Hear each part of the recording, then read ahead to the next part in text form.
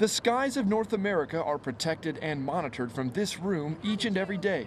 Thursday, those on duty here watched the shuttle land with the rest of us. Landing gear down and locked. But they also had to be alert in case of an accident. If that happens, our helicopters will respond with emergency personnel and get them on scene as quickly as possible. But that didn't happen. It was a smooth landing. Main gear touchdown. It took Colonel Sterling Underhill's memory back 30 years to when he saw the very first shuttle landing. He was a high schooler out west.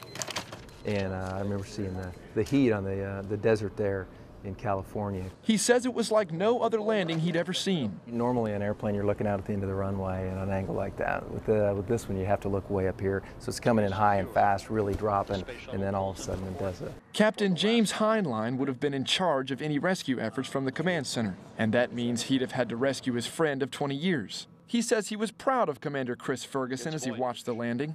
But mostly it's looking at Fergie and saying, he's just a pogue like me, and here he's flying the space shuttle. Ferguson rotating the nose gear down to the deck. Both men say the space program gave them pride in their country. We've maintained a space air vehicle now for 30 years. That's significant. A little bit of sadness that phase is over with nothing immediately on the horizon to replace it either. And Colonel Underhill says after the excitement of the shuttle landing here this morning, it's back to business as usual here on the floor. We like to be bored here. It means nothing's going on and everything's under control.